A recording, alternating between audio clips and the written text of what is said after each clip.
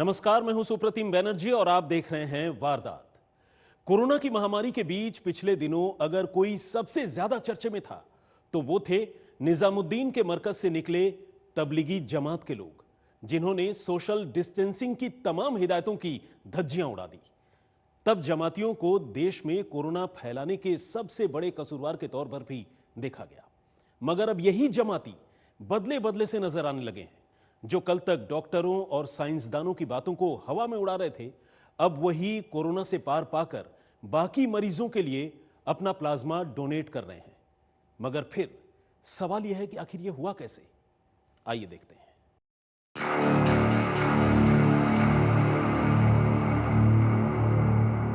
Number of positive cases बढ़ गए हैं, जिसमें एक मुख्य कारण है कि तबलीगी जमात के जो मेंबर्स थे वो देश में जब उन्होंने भ्रमण किया तो उसके द्वारा केसेस फैले हैं।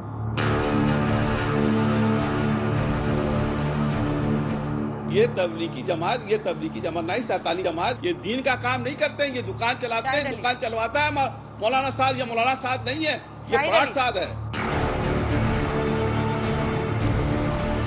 इस जमात ने अपने लोगों में कोरोना वायरस को डेवलप कराकर हिंदुस्तान इसलिए भेजा ताकि कोरोना वायरस से हिंदुस्तान में ज्यादा से ज्यादा मौतें कराई जा सके।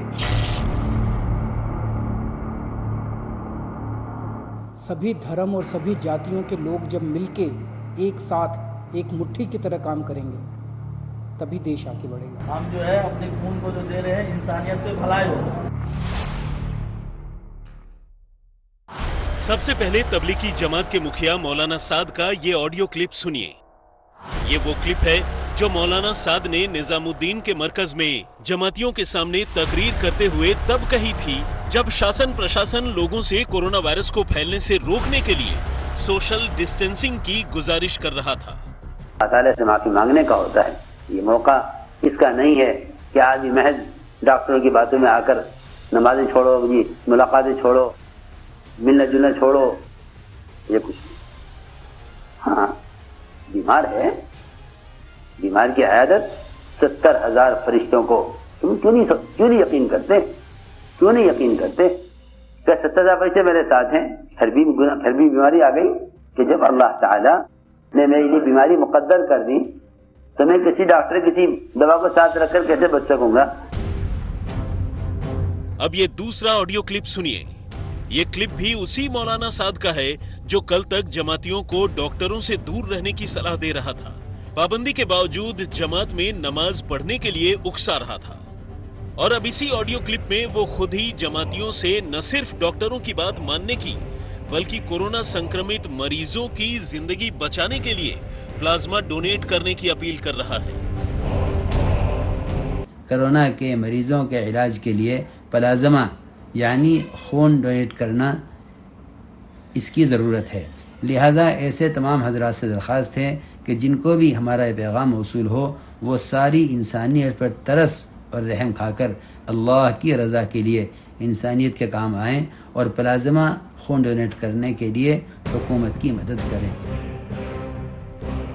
सिर्फ 35 दिन और पूरी की पूरी सोच ही बदल गई। इसे आप पुलिस का खौफ कह सकते हैं, कानूनी कार्रवाई का डर, या फिर मौलाना साद के दिल में पैदा हुई इंसानियत।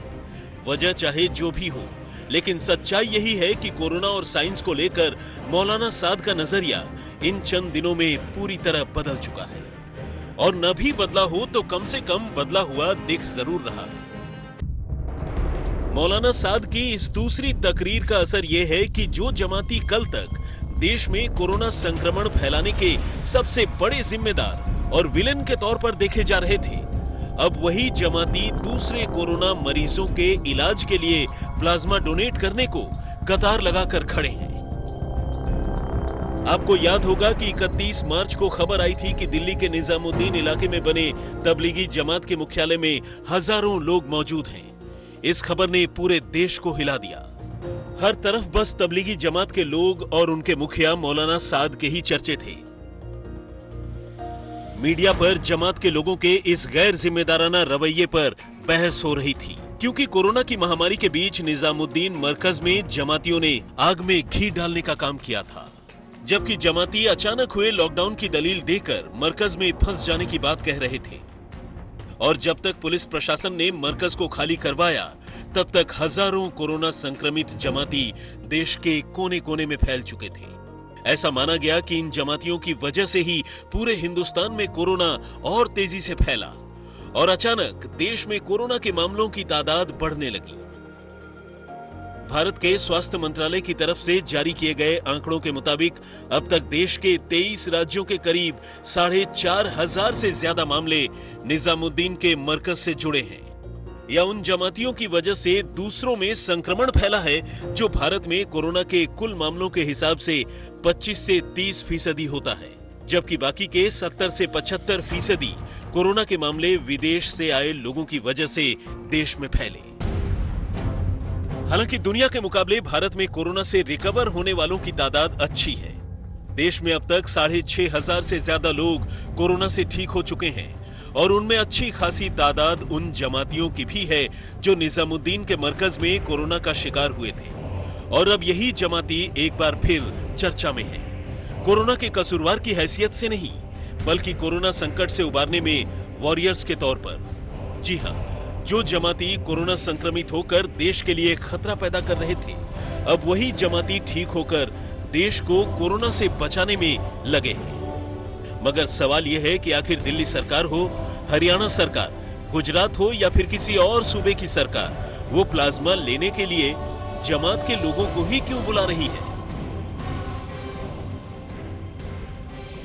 जमाती लोग जो हैं उनमें खास तौर से एक चीज देखी जाती है कि वो यंग हैं और अपनी जो है सेल्फ डिपेंडेंट होते हैं, वो अपना जान माल खुद पे लगाते हैं। तीसरा जो है ये इन्फेक्शन जो हुआ है उसकी वजह से इम्यूनिटी उसमें काफी अच्छी डेवलप हो गई उन लोगों में, तो यही सब कारण है कि डेथ्स नहीं हुई हैं। और चौथा ये है कि अपनी अपनी इम्यूनिटी होती है इसमें, और अगर कोमोर्बिड कंडीशन नहीं है तो डेथ्स तो हुई नहीं है। तो अब हम सब लोग वैश्विक स्तर पर इस बात पर आ रहे हैं कि खान पान का वाकई में कुछ न कुछ इम्यूनिटी पे जो है असर पड़ता है। एक मरीज से मैं भी बात कर रहा हूँ, मेरी टीम भी बात कर रही है और उन्हें प्रोत्साहन देते हैं कि आप डोनेट कीजिए। मुझे बहुत खुशी है कि सब लोग आगे आके दूसरों की जान बचाना चाहते हैं। मान लीजिए कोई पेशेंट मुसलमान है, बहुत सीरियस है, हो सकता है किसी हिंदू का प्लाज्मा, हिंदू के शरीर का प्लाज्मा उसकी जान बचाए। भगवान ने जब धरती बनाई थी तो उसने तो इंसान बनाए थे। पूरी दुनिया के डॉक्टर और वैज्ञानिक इस वायरस को रोकने की कोशिश में लगे हुए हैं, लेकिन इसकी दवा या टीका न होने की वजह से मुश्किलें बढ़ती जा रही हैं। ऐसे में प्लाज्मा थेरेपी ने दुनिया के लिए उम्मीद जगाई है। भारत में भी प्लाज्मा की मदद से कोरोना मरीजों का इलाज किया जा रहा है। क्या है प्लाज्मा थेरेपी और क्यों ये ठीक हो चुके मरीजों के जिस्म में ही मिलती है, ये हम आपको आगे बताएंगे। मगर उससे पहले ये समझना जरूरी है कि क्या कोरोना से ठीक हुआ हर मरीज प्लाज्मा दे सकता है या फिर उनमें से कुछ का ही प्लाज्मा लाइफ सेवर यानी जान बचाने वाला होता है।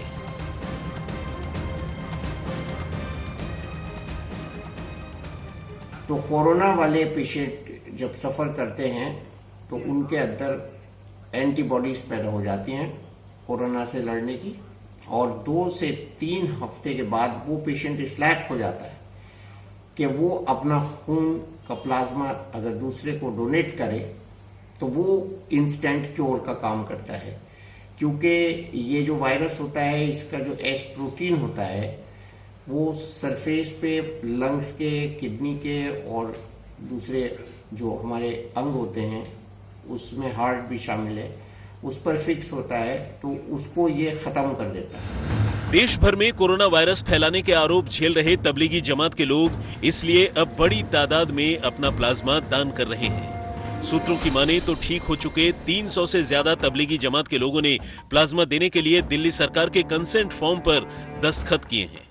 गुजरात के 40 ठीक हो चुके मरीजों ने और हरियाणा के 129 तबलीगी जमात के लोगों ने कोरोना से देश की इस जंग में भागीदार बनने की इच्छा जताई है। ऐसा माना जा रहा है कि ये लोग मौलाना साद की अपील पर प्लाज्मा देने के लिए तैयार हुए। मौलाना साद जिस पर आरोप है कि उसने मरकज में भीड़ जुटाई और वो भी उस वक्त जब कोरोना वायरस फैला हुआ था। हालांकि ये बात भी सच है कि इनमें से कुछ जमाती ठीक हो गए हैं और कुछ अभी भी लड़ रहे हैं। जमातियों की मौत तो होने का कोई ऐसा वो था नहीं, क्योंकि सबको सेकेंडरी इन्फेक्शन हुआ, प्राइमरली तो जो लोग बाहर से आए उन्हीं को हुआ होगा। दूसरे ये कि जमाती लोग जो हैं उनमें खास तौर से एक चीज देखी जाती है कि वो यंग हैं और अपनी जो है सेल्फ डिपेंडेंट होते हैं वो। अब सवाल यह है कि आखिर ज्यादातर मामलों में इन जमात के लोगों का ही प्लाज्मा क्यों लिया जा रहा है, जबकि कोरोना से रिकवर करने वालों की तादाद देश में काफी ज्यादा है। जानकारों का मानना है कि कोरोना से ठीक हुए हर मरीज का प्लाज्मा दूसरे मरीज पर असर कर जाएगा, ऐसा बिल्कुल नहीं है। ऐसा सिर्फ उन्हीं गिने चुने मामलों में होता है जिनके शरीर की कुदरती इम्यूनिटी ने खुद बिना किसी खास दवा के ही वायरस को मात दी हो, और ऐसा असरदार इम्यूनिटी खान पान के अलग तरीके से ही डेवलप होती है। देर आए दुरुस्त आए। दरअसल जिस तरह से शुरुआत में जमातियों पर आरोप लगा कि उन्होंने देश भर में कोरोना का संक्रमण फैलाया, अब वो मुख्य धारा में शामिल हो गए हैं और अब वो लोग प्लाज्मा दे रहे हैं जिससे दूसरे लोगों की जान बचाई जा रही है। ऐसे में ये वाकई काबिले तारीफ है और इसकी प्रशंसा करनी चाहिए। मुनीश देवगन और सुप्रतीम बैनर्जी के साथ चिराग गोठी, दिल्ली, आज तक। क्या कोरोना के जो मरीज ठीक हो चुके हैं उनके शरीर से दूसरे मरीजों को ठीक किया जा सकता है? तो इसका जवाब है हां। दरअसल इलाज के इसी तरीके को प्लाज्मा थेरेपी कहते हैं। इस प्लाज्मा थेरेपी के तहत ठीक हुए इंसान के शरीर में इस वायरस से लड़ने के लिए जो इम्यूनिटी यानी एंटीबॉडीज तैयार हो चुकी होती है, उसे दूसरे मरीज के शरीर में डालकर कोरोना वायरस से लड़ने के लिए उसकी इम्यूनिटी डेवलप की जाती है। कहते हैं यह दुनिया के किसी भी वायरस से लड़ने वाली सबसे तेज वैक्सीन है।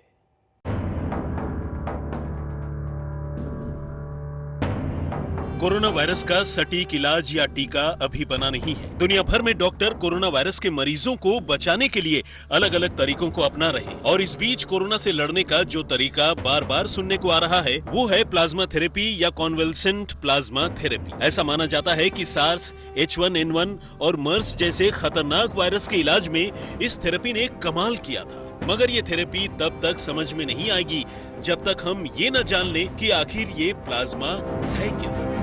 हमारे शरीर में जो खून होता है उसमें 3 अलग अलग तरह के तत्व हैं, जिनके मिलने के बाद हमें हमारा खून लाल नजर आता है। खून में 55% जो पीला हिस्सा होता है वो प्लाज्मा कहलाता है। इसके अलावा 1% से भी कम व्हाइट सेल और प्लेटलेट्स होते हैं और बाकी 45% रेड ब्लड सेल होते हैं। ब्लड के इसी 55% पीले हिस्से से होती है प्लाज्मा थेरेपी।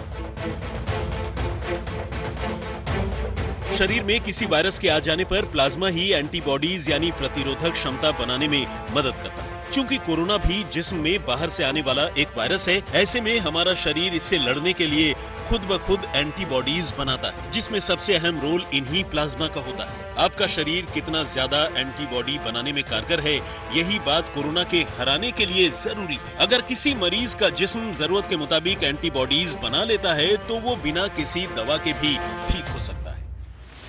जब किसी मरीज का शरीर एंटीबॉडीज बनाकर किसी वायरस को मात दे देता है तो इसके बाद भी लंबे वक्त तक वो एंटीबॉडीज प्लाज्मा के साथ उसके खून में मौजूद रहती हैं। प्लाज्मा थेरेपी में ठीक हुए मरीज के ब्लड से इसी एंटीबॉडीज को निकालकर कोरोना वायरस से पीड़ित मरीज के शरीर में डाली जाती है। शरीर में पहुंचते ही ये एंटीबॉडीज ठीक वैसे ही इस शरीर में भी कोरोना वायरस को बेअसर कर देता है, जैसे उसने ये एंटीबॉडीज देने वाले शख्स के शरीर में किया था। हालांकि अभी तक इस थेरेपी का कोई प्रमाण नहीं है कि ये कोरोना वायरस का इलाज है, लेकिन कई रिपोर्ट्स में प्लाज्मा थेरेपी से कोरोना वायरस के मरीजों के ठीक होने की बात सामने आई। जानकारों के मुताबिक एक इंसानी खून के प्लाज्मा की मदद से कम 2 लोगों का इलाज किया जा सकता है और ठीक होने के बाद ये 2 लोग भी अपना प्लाज्मा डोनेट कर सकते हैं। मगर प्लाज्मा कोरोना से ठीक होने के 2 हफ्ते बाद ही दिया जा सकता है। अमेरिका के फूड एंड ड्रग एडमिनिस्ट्रेशन के मुताबिक जब तक इबोला की वैक्सीन नहीं बनी थी तब तक इसी थेरेपी का इस्तेमाल कर मरीजों को ठीक किया गया था। वैज्ञानिकों का दावा है कि इसी तरह कोरोना की वैक्सीन विकसित होने तक इस तकनीक से कोरोना के मरीजों का भी इलाज किया जा सकता है। प्लाज्मा ट्रांसफ्यूजन का इस्तेमाल लंबे समय से हो रहा है। वैज्ञानिकों ने 1918 में स्पेनिश फ्लू के दौरान भी इसका इस्तेमाल किया था। मुनीश देवगन और सुप्रतिम बैनर्जी के साथ चिराग गोठी, दिल्ली, आज तक। प्लाज्मा थेरेपी के बाद अब बात उस पद्धति की जिसमें कोरोना से लड़ने के लिए न लॉकडाउन करना पड़ेगा और न ही वैक्सीन का इंतजार करना पड़ेगा। दुनिया भर के कई वैज्ञानिक कोरोना के सामने आने के बाद से ही लगातार इंसानों को कैद से आजाद कर देने की हिमायत कर रहे हैं। उनका कहना है कि हो जाने दो 60 से 70% लोगों को कोरोना, क्योंकि तब यही कुदरत इसका इलाज बताएगी जिसने ये महामारी दी है। ये होगा कैसे, देखिए हमारी इस रिपोर्ट में।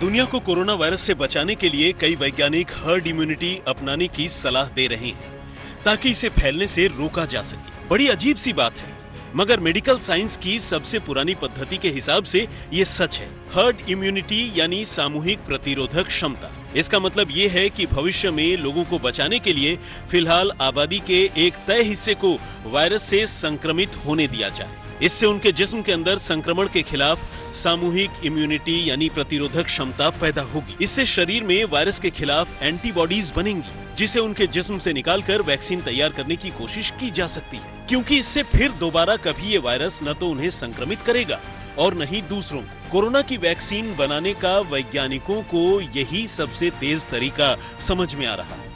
मुनीश देवगन और सुप्रतिम बैनर्जी के साथ चिराग गोठी, दिल्ली, आज तक।